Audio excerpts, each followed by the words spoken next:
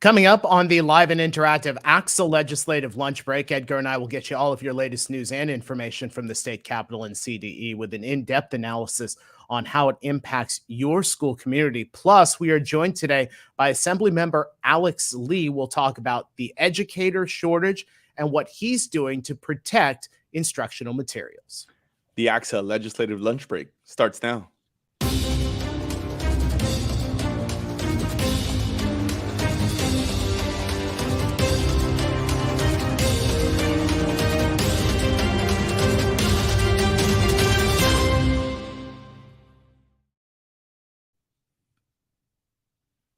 It's just after 1 o'clock. We welcome you on a Wednesday to the live and interactive ACSA legislative lunch break, along with Dr. Edgar Zazwata, ACSA's executive director. I'm Naj Alikhan, ACSA's senior director of marketing and communications. Welcome. We are honored to have you today. Go ahead and jump into the chat and say hello. Let us know where you're watching from. The guy is actually back in the co-host chair after going all over the world. Edgar, tell us how the trip was. Yeah, for those that didn't hear, and first of all, let me say first, every time I leave for a couple of weeks, Naj, or I'm just because this is actually the first time I've ever left. I'm not real good at taking vacation, so this was awesome, and I'll say where I was in a sec. But I just appreciate every time I come back, I'm worried if I still have a seat, right? Like I know we've had some other people going through, so I never know. I don't take it for granted that whether I'm gonna be invited back. So thank you. I think, that I get to do this again. To your point, I got to real cool experience. I got to go to New Zealand, Australia, the bigger family with some of the folks from my kids' soccer club. Went to the Women's World Cup, as you could see there. You can see us there at the U.S. Vietnam game, which unfortunately was the only game the U.S. won in the tournament, but I want to depress myself or others. Yeah. But it was, aside from the soccer, it was an awesome experience of just going to New Zealand. Was in Auckland and Sydney and Melbourne.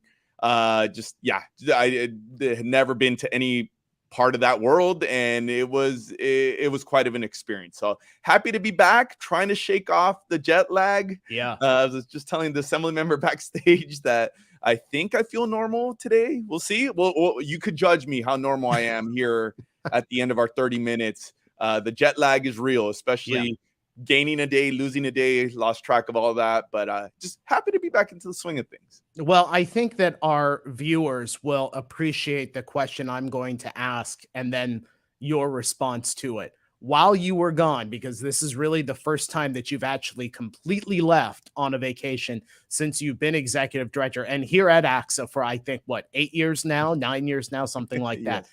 Did you actually get away from your ACSA email while you were gone? I actually turned it off for a few days. I did turn it on for moments at a time. And I just informed Naj that I think it was the first week, if I'm not mistaken. I just happened to be online, and I think I was on social media, maybe posting pictures, from the trip. And I did see the alert for me. I think it was in the middle of the night or whatever it was. I did see the ACSA alert of legislative lunch break. I thought about joining. Right. I didn't. Don't hold that against me, everybody. I didn't join. I figured I'd just wait till I was back to figure out what was happening. So yes, I was able, thank to you folks, to our team, I was able to really disattach for a couple weeks. Good. So thank you very much. Good. Say hello to Sheldon, Philip, Heather, Ben Churchill, our first four here on the chat today.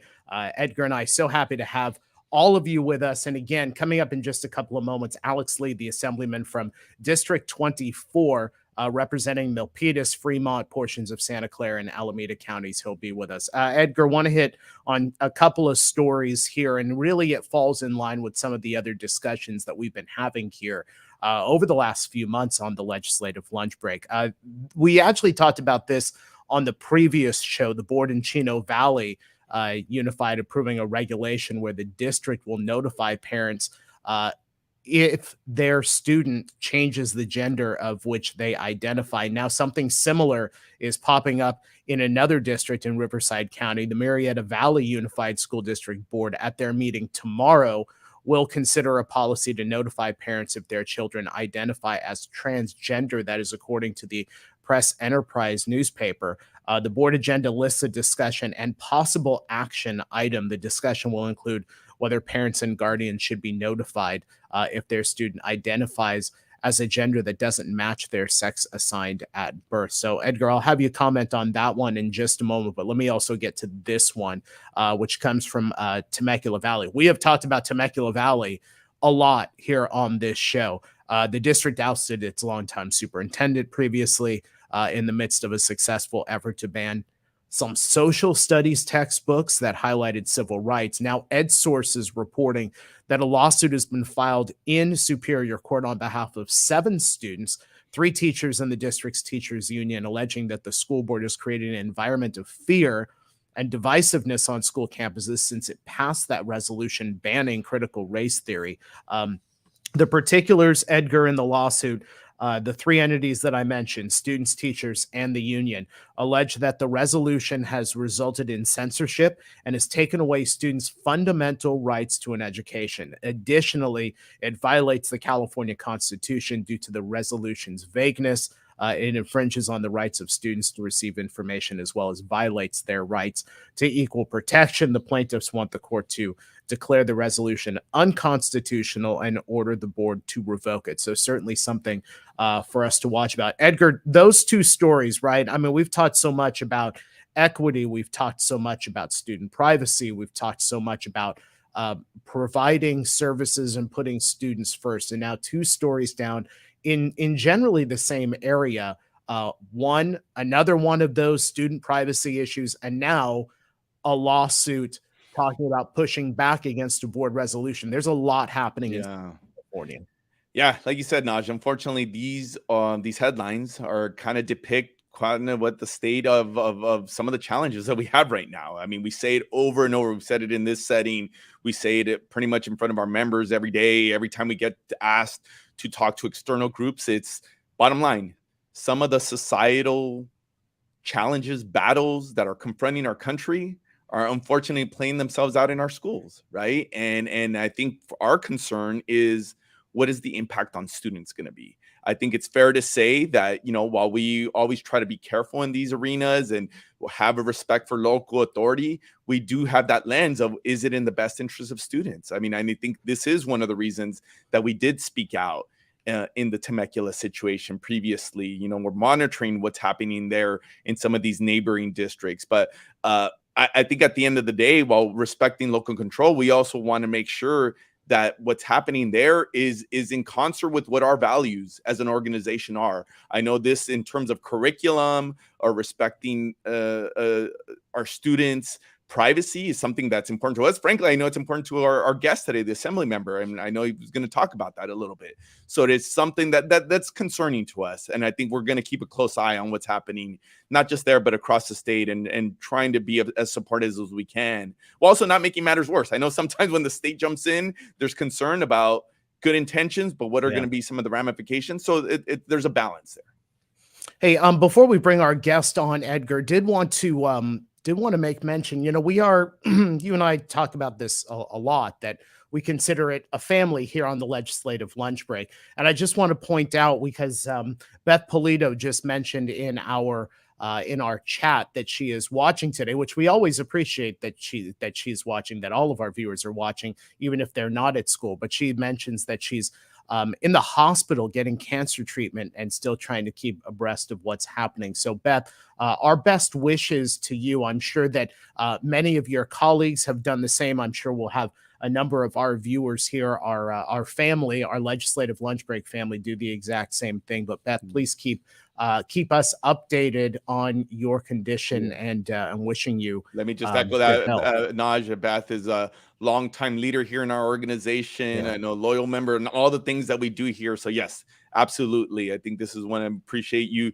being vulnerable there, and telling us a little bit about your journey. And so we definitely wish you the best. And thanks for hopefully stopping normalcy. Even some of the craziness going on here on our state. I appreciate that she's still found a way to connect with us. So yes. Thanks for that. Beth, we'll make sure that you get to critique Edgar at the end of the show too. Scale of 1 to 10, you can critique as well. Let's go ahead and bring in our guest today. We are honored for the very first time to have Assemblyman Alex Lee with us. Assemblyman Lee represents District 24, which includes Milpitas, Fremont, portions of Santa Clara, and Alameda counties. Assemblyman Lee, thank you so much for being with us here on the ACSA legislative lunch break. We're only a few days away from the reconvening of the legislative session. As we move our way towards that, what are some of your priorities for these last weeks of session? Yeah, well, thanks so much for you all for inviting me and having me on the show. Really, when you invited me to come on the podcast, I didn't know I was going on a full TV production. It feels like it was a very epic intro and everything. So I really appreciate that, and also getting great news about what's happening across the state.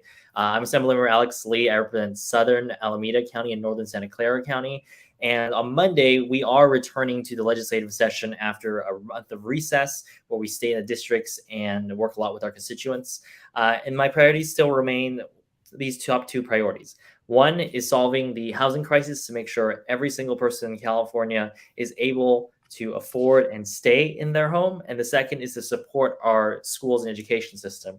Since day one, I've been very proud to be on the education committee as well as the budget committee for education finance for the first term. And now I'm still in the budget, but in a different budget subcommittee, but really important to make sure that we're supporting our schools. I'll talk a bit about my work on the schools front and then maybe a bit on the housing stuff.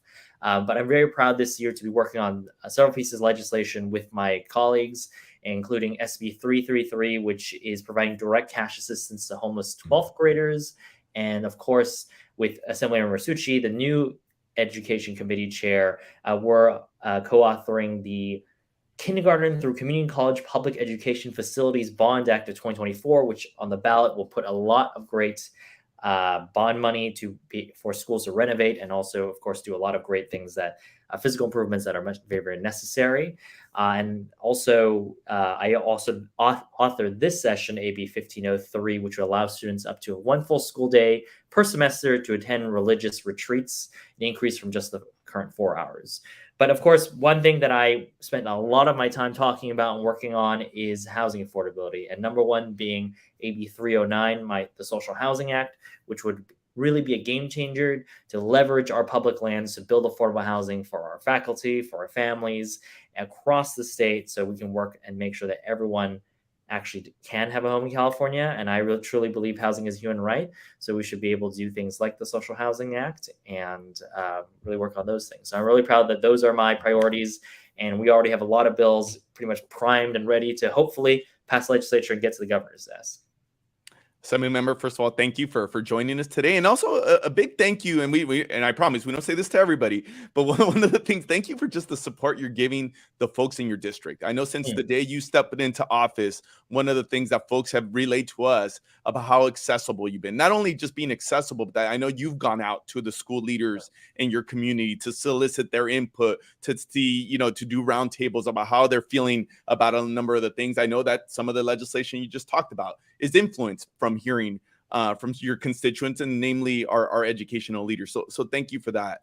You just talked about the housing crisis, the housing shortage, and how that impacts education, right? In terms of being able to retain teachers, being able to retain folks. I know you know this from experience, given some of the areas that you represent, Milpitas, New York, just to name a few that are often cited as places that are expensive to live, right? And how do we bring in the staff to support our students? Maybe digging in a little bit more about some of your efforts.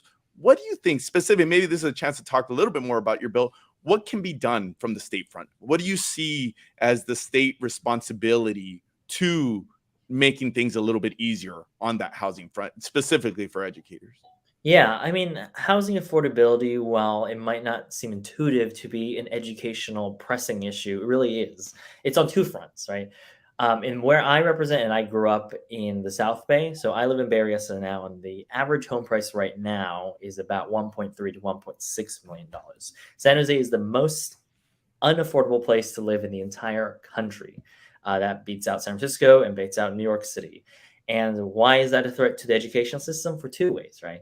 Number one, there's no way you're going to competitively be able to compensate your educators, your classified, or your teachers enough to really live here. That's a real big challenge. So retention and recruitment of staff is going to get much and much harder, especially as the housing crisis percolates across the state and the country. And second of all, high housing costs means you're not going to have as many new families in the area. And what we're seeing here, especially in my district too, is declining enrollment in a lot of places because frankly, a lot of new families aren't settling here, they aren't starting here, and then you're going to have to face a lot of challenges down the road.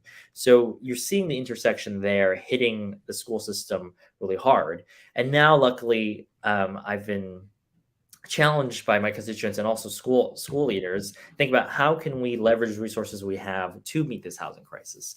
And in AB 309, this is the first step, the foundation towards bringing the concept of social housing to the country. We're following very successful models in Austria and in Asia, well, Europe and in Asia, to really think about how do we provide housing as a public good and not as just a commodity to be traded and sold it to the highest bidder.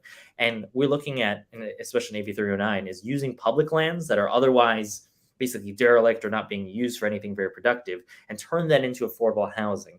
And frankly, AB 309, we are going to use that as a demonstration project to use 3 projects controlled by the state right now, or 3 lands controlled by the state to build affordable housing. But I've also heard from a lot of school leaders, school board members, administrators that how can we scale up and also use school properties, because I know there's a lot of school districts out there that are very interested in providing affordable housing to their families or to their educators, but they're not very interested in becoming property developers in their own right.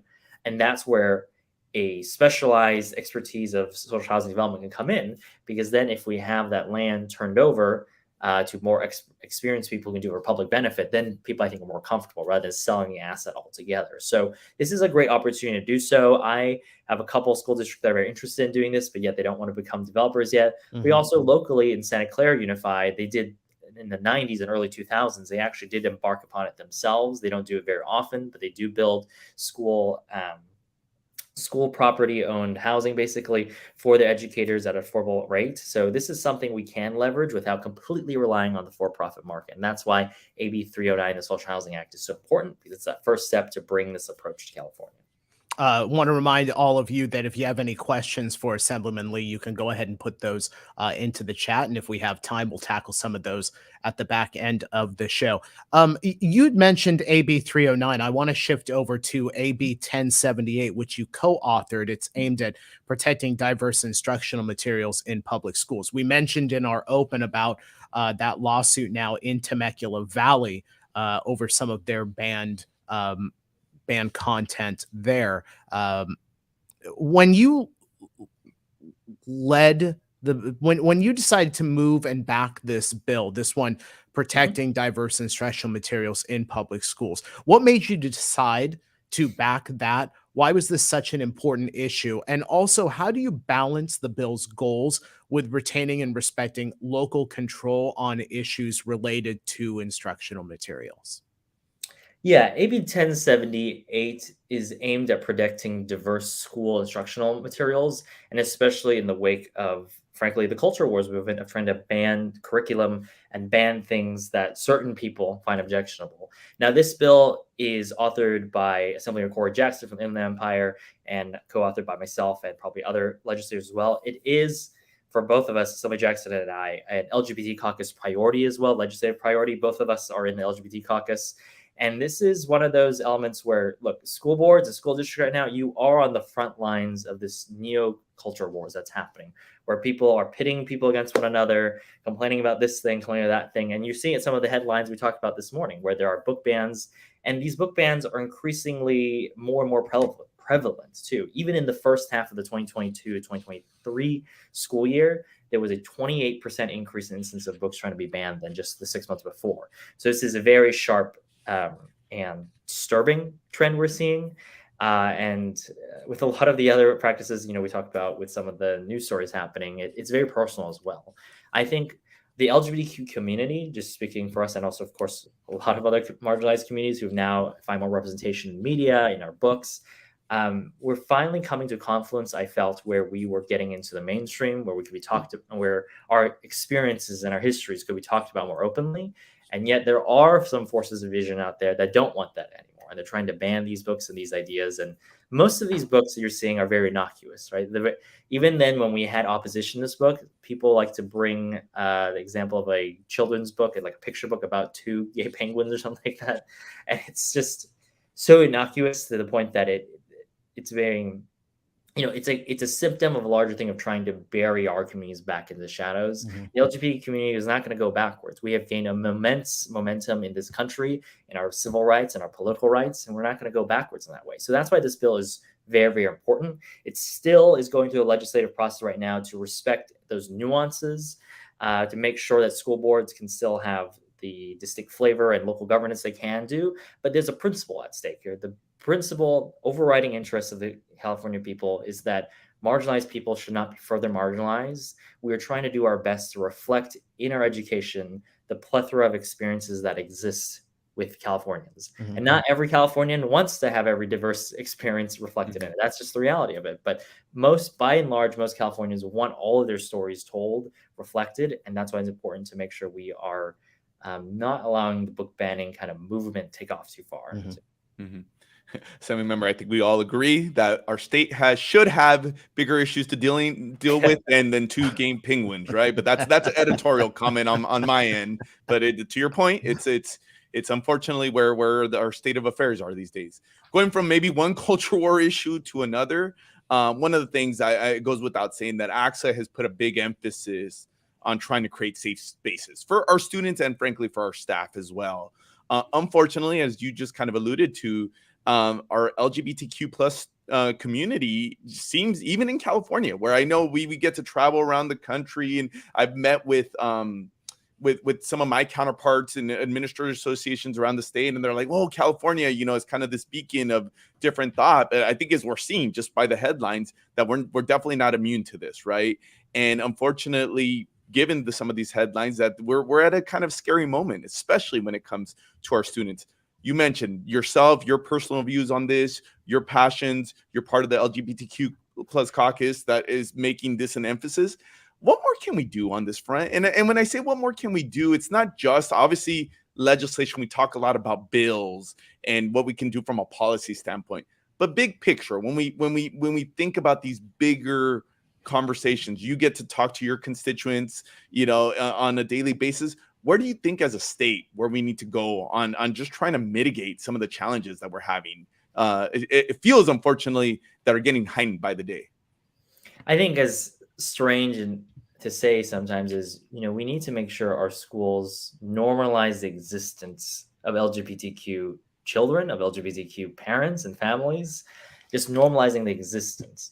Unfortunately, even in my area, I have school officials trying to call the pride flag or LGBTQ families special interests, and they're not. There's just more families that are in the area. And just from even an academic standpoint, when LGBTQ youth are exposed and abused with homophobic remarks or even a hostile environment, they're thrice as more likely to miss school, have lower GPAs, and of course have much more likely to have mental health problems as well. It's very likely to have that, and this really puts at a disadvantage a significant population of this country, their students and their families, and this is not how it should be. I think some simple actions, as simple as it might sound, to recognize the existence and normalize the existence of LGBT families is really doing the small things, even the things that we used to think maybe a couple of years ago was just ceremonial, right? Pride flag raisings, recognizing Pride Month, these things only just a couple of years ago were so almost reductive, where they felt, we're just doing it, like we recognize many different months and celebrations, and yet now become hyper politicized and hyper volatile places. But now this is taking even stronger significance. Just flying simply the pride flag, we're saying that we recognize and honor LGBTQ youth for 1 month is significant now, because these things have become so controversial where they shouldn't have too. Even in my district, there are school districts for the first time in history recognizing Pride Month, and that's a big step for the kids there, and that's a big step for the families in the district to make them feel welcomed.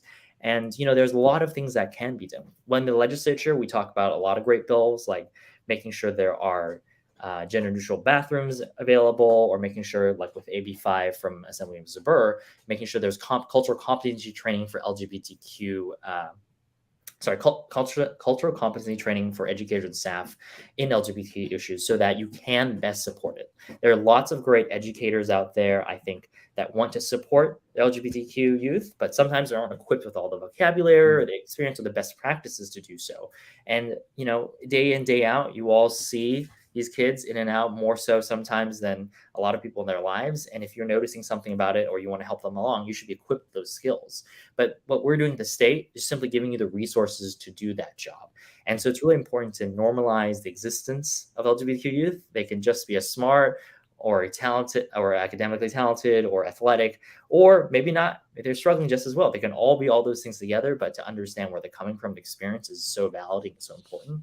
And that's why recognizing and normalizing their existence is so important, not treating them as an other. Yeah. I have one final question, Assemblymember, if we have time, just in more of a personal reflective question, if nothing else. I mean, I think in many ways you represent kind of this new generation of policymakers, right? And I know there's been a lot of fanfare around that. And I know you've taken some pride in terms of your journey, and you have a unique story, not just in terms of this new generation or how the demographics are changing of our folks, but also I know things like housing you talked about. I know there's a renters caucus in the legislature and just so different way of thinking about policymaking. Where do we go from here? Like, what's your journey been like? I'm always curious about somebody. Has it been everything you expected it to be, and kind of what's your endeavors and what's your perspective here moving forward? I think my foray into politics. So for the folks watching who haven't met me before, this is the first stint I have as elected official before I was an assemblyman. I was elected in 2020, so right in the pandemic, and where a lot of superintendents talk about how I interface with people a lot is because simply I was Zooming with you all a lot saying, hey, should we return to in-person instruction? Should we do this? Should we do that? Because I was not sure what to do. I mean, it's unprecedented. No one was sure what to do. But so I would say that from the day I got started with the pandemic, it's been a roller coaster. And even today, it's still a different roller coaster. And I learn something new every day. But the thing I really trying to imbue this new generation of leadership, perhaps if you would call that, is to really make sure that we aren't ever working in silos. A school board level or school district level can always lean on their state and federal partners. And just as I can lean on my city partners or my county levels at the same time, we can all do it together, because when we do it together, our families and our educators and our students succeed when we do things together. Assemblymember Alex Lee, District 24, Milpitas, Fremont, portions of Santa Clara and Alameda counties. Assemblyman, thank you so much for being with us today. It's been an honor to have you. You are welcome back anytime here on the ACSA Legislative Lunch Break. Have a great rest of the day. Thanks so much for having me. Beth, I want to respond very quickly to your question that was out there. Beth, you asked the question, where are those 3 projects taking place? Just want to give you this information from Alex Lee's staff. It would be determined by the Department of General Services if AB 309 is signed. It will also have to be on a state excess site deemed suitable for housing. So hopefully that gives you that background that you needed. Folks, if you like what you see, if you have enjoyed today's show, we are live on Wednesdays. And you can go ahead and subscribe to us on YouTube and on Facebook. Apparently, according to our staff behind the scenes, we are only 20 subscribers away from 3,000. So get on that. If you haven't done so already, you'll get instant alerts when we're about to come on live with breaking news. And then, of course, reminders about our normal Wednesday show. And if you have great stories to tell in your school district, go ahead and do so through EdCal. We want to amplify your great stories. Go ahead and send that information, your photos, your bullet points, to our EdCal editor, Michelle Caro, mcaro@axa.org. Edgar, you had made mention as we come up closer to the top of the hour here, you wanted some ratings for how you did after your 2 weeks off. Folks, if you want, I didn't want ratings. You threw. I was fine with being bad and not hearing about it. You're the one who asked folks to. Did I say that you wanted a critique? Maybe it was. Maybe I forgot. Is that maybe what it was? Here. 7.5. I don't think I don't remember asking for a rating. I was just going to go in confidently thinking I did a good job. But I saw Beth gave me the nod of approval. So I don't care what you said, Naj. Yeah, that's fine. Look, Edgar, 7.5. All right. It's not like I gave you a 6 or something like Neri, that. Neri says that Megan drove ratings. So, okay. All right.